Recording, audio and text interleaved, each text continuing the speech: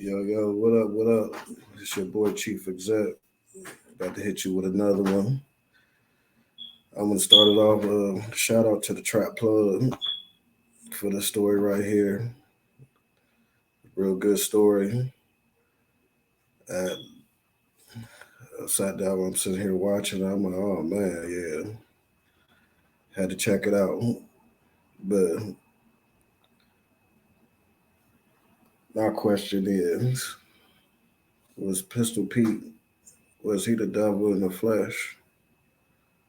And we talking about the set leader for Sex Money Murder, SMM. If you check my last video out was about Sex Money Murder in Atlanta, Georgia. But we're talking about the leader. We're talking about that guy that started it all. You know what I'm saying? From the Bronx, New York, Soundview projects in the Bronx. You know what I'm saying? So we actually talking about the actual leader of it all. But before we get started, I need y'all to like, subscribe, and comment. You know what I'm saying? So let's get to it. Know what I mean?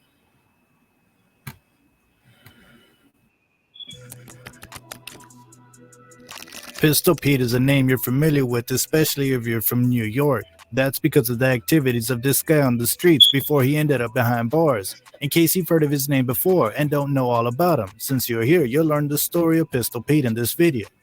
But before we start the video, be sure to leave a like, and if you'd like to join this month's giveaway for one of these items on the screen, then all you have to do is subscribe to the channel, and then watch this video to the end to comment the hidden keyword. Good luck.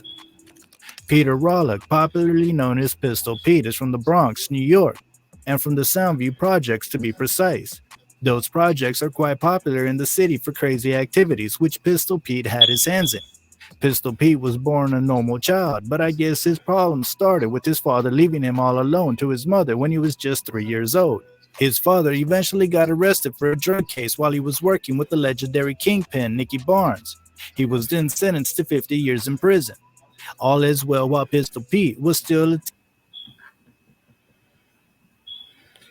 Oh yeah. Yeah, his dad was well connected. We talking about Nicky Barnes. Nicky Barnes? Yeah. Yeah, his pops was well connected. Well, he was well connected. Shout out to Nicky Barnes, man. Shout out to New York, you know what I'm saying? The Bronx, Soundview projects.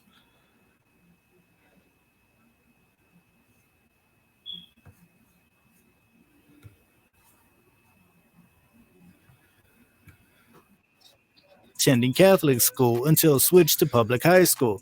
After the switch, his mother said she noticed Pete starting to change. Instead of learning a great lesson through his father, he ended up idolizing him. In school, he mixed with the wrong people who influenced him, and because he's the son of a notorious hustler, he felt compelled to live up to his father's name. By the time he was 17, his mom could no longer control him, so she thought it would be better if Pete lived with his father's friend. Her belief was that a father figure would be able to handle him and guide him to the right path, but she was wrong. Living with his father's friend only made things worse, as the man was also a drug dealer. The moment Pete got to his place, he only took him under his wings. He supplied drugs which Pete distributed far and wide to those who wanted them and could pay. He was already exposed to a lot of things that his friends didn't know, and so he thought of having his own gang, which he named Sex Money Murder, or SMM for short. Sex Money Murder is a popular phrase associated with Soundview, which was gotten from the Juice soundtrack by an artist called Pooh Man. In his teens and into his early 20s, Pistol Pete acquired a reputation as a ruthless killer who made millions in the drug game in the late 80s and early 90s. He was known as one of the most feared and powerful men in New York during the crack era, who could get people killed with his words alone. His influence and organization stretched south from the city's 5 boroughs, reaching out and touching states all across the eastern seaboard. Pistol Pete was one of Soundview's original gangsters, setting the bar high for his hood in the northeast Bronx. In the city and all down the coast, Pistol Pete was known for busting his guns with no conscience. When it came to shooting people, it was more like his hobby. The only thing he loved more than shooting was money. It's rumored his body count numbered over 3 dozen. He was quick to pull and quicker to blast. He lived by that NWA credo. It's not about his salary, it's all about reality. And that's when they called him Pistol Pete. He was like a gunslinger from the Old West, a modern day Billy the Kid. During Pete's time, he used a tactic you find most gang members use these days when they shoot their ops. Pete would shoot his ops multiple times till their shirts got soaked in blood. SMM's signature was to mount on bikes to kill their ops. They still operate till today, and you can... Wow. That's off the chain. That's what they call a wet t-shirt contest. I used to hear about that all the time. I got people in New York. And believe you me, I used to hear about that all the time. That's what they call it. They call it the wet t-shirt contest. Hell no. I said, he the one that started that shit. That's crazy. You can find drill rappers like K-Flock in the gang. Pete had a way of doing his work perfectly. He distributed drugs throughout New York and outside New York, even to places like North Carolina. It was one of the trips to North Carolina that became a serious problem for him. During that trip, one of Pete's customers caused trouble as he owed Pete about $90,000 and he couldn't pay him. Pete was going to shoot him down instantly, but he gave him an extra day to bring his money or else he was going to blow his brains off. The next day, he was expecting the guy, but he never showed up. That got Pete really mad, and then he decided to go after the guy's family. But before he could move out of the van, he came in. The police got him and his crew and arrested them. He then found out that the North Carolina dealer he'd been working with is a longtime police informant. The police took their dogs and searched the van. The dogs detected there were drugs in the van, but the police couldn't see it until later. That was because of the tactics Pete and his crew used to move in drugs back then. After a while, Pete together with his crew were bonded out and they returned to New York. After he got out, he did a lot of crazy stuff just to maintain control on the streets, which included killing people. Pistol Pete's prison nightmare began in late 1995 when he was arrested at Grant's Tomb in Harlem, New York for the murder of Carlton Hines. Pete and Carlton Hines, a local basketball star who had a scholarship to Syracuse, allegedly had some beef. On the street, it's known that Carlton Hines had one foot in the drug business while trying to make his name in basketball. Pistol Pete caught Carlton outside a car stereo shop off Boston Road and killed him and wounded another individual by the name of Carlos Mestre on April 8, 1994. A couple of months later, Pete caught Carlos Mestre coming out of a hip-hop store known as the Jew Man in the Bronx and killed him because he was a witness to the murder of Carlton Hines. At the time Pete was arrested at Grant's Tomb for the murder, he was carrying a gun and was required to do an 8-month mandatory sentence while awaiting the murder charge. During this 8-month mandatory period, Pete made connections in the prison with the Bloods, and he was locked up with the founder of the United Blood Nations, called OG Mac. According to the police, while Pete had been...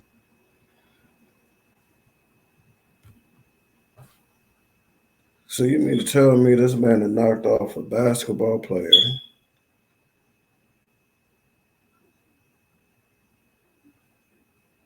and a few more? Wow. He knocking them off like it ain't nothing.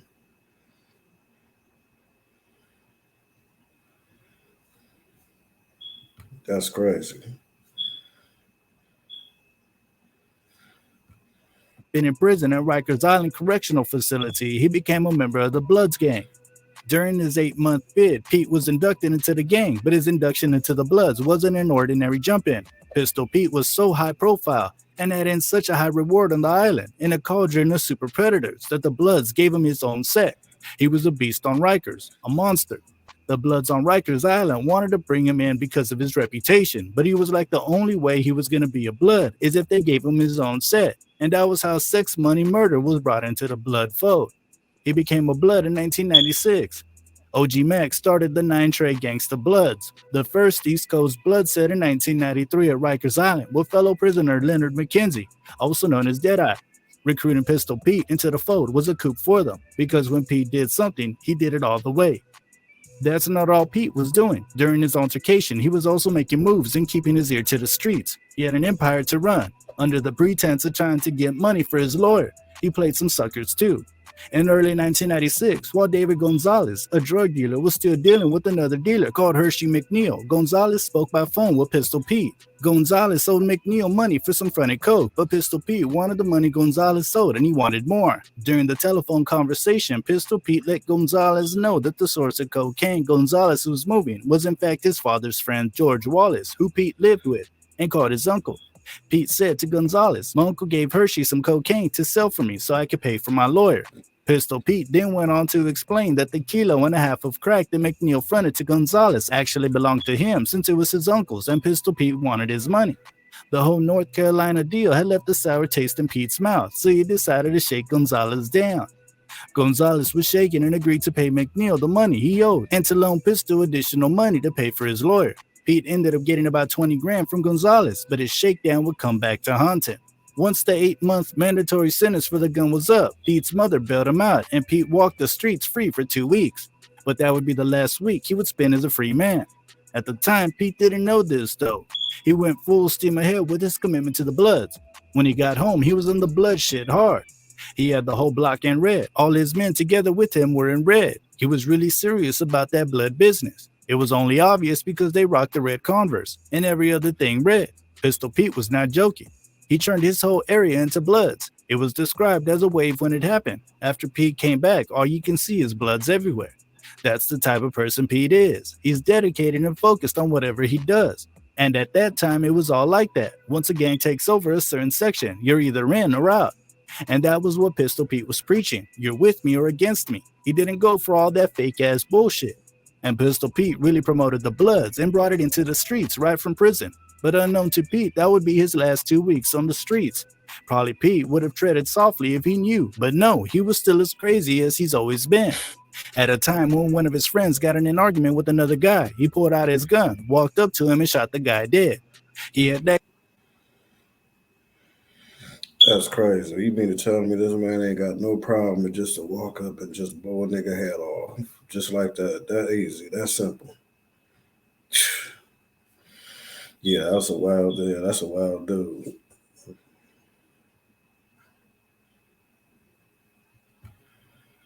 That crazy temper that most of the time he didn't kill someone. His friends were there to calm him down and prevent him from killing people. When he went back to court for the murder case of Hines, he beat the case because there were no witnesses, but he was remanded into custody because of the federal narcotics indictment out of the Western District of North Carolina. It seems the feds had matched up Pistol Pete's prints in the NCIC computer database, and with cooperation from some of Pete's old associates, one of which is David Gonzalez, they indicted Pete for the drugs, money, and guns found in the seized van they'd been left holding. Some of his crew members turned against him, and the police also intercepted letters, which is evidence that Pete had been running SMM from the prison at that time, which include calling a hit on people. Pistol Pete was subsequently transferred to the Charlotte-Mecklenburg County Jail in Charlotte, North Carolina to await trial. His mother was distraught when she was interviewed. She said, 2 weeks after I bailed him out, when he went back to court on the murder case, he was remanded for the drug case in North Carolina, and he's been in jail ever since. That was 1996. He was only 20 years old. He was sentenced to 45 years in prison and continued his operation as the leader of SMM behind bars. It was more like saying, as long as I'm alive, I'll keep running my business. The police won't let that slide. They investigated the whole group as a case and found a number of murders in Pete's name. Pete had ordered the hit of a guy who he believed was going to snitch or was already snitching on him concerning the North Carolina drug case. The boy was killed at the community football game. If he was out, he would have carried out the hit by himself. Many of the murders Pete was allegedly involved in were ordered from his prison cell. Even after being locked up, he still controlled his set, sex, money, and murder from jail, as they wreaked havoc on the streets of the Bronx and beyond. Even to this day, Pistol Pete's name is revered in the South Bronx, and the walls and buildings still carry the SMM markings from Pete's heyday. Because of all of this, Pistol Pete has gone down as a true certified street legend. Pete ended up pleading guilty to racketeering to avoid the death penalty. He then got 105 years to life in prison. Normally, anyone would have called out names of those associated in the acts with him, but he took the whole thing in stride like the gangster he was. Damn. Pete said, a true player will accept the hand that he is dealt simply because he did not live a lie. It was a crazy lifestyle he had lived, though, and one that ended in a bad way. After his arrest, the police created awareness about him in order to make him an example to the younger ones in the neighborhood who might want to look up to. So this is why this is pretty much why everybody always salutes him. They gave this man a lot of years, and he took it to the chin. When normally a lot of these motherfuckers, drug gang leaders and drug lords and shit, would get the snitching and telling on everybody, but him, he took it to the chin. Said, fuck it. Damn. That's some real nigga shit.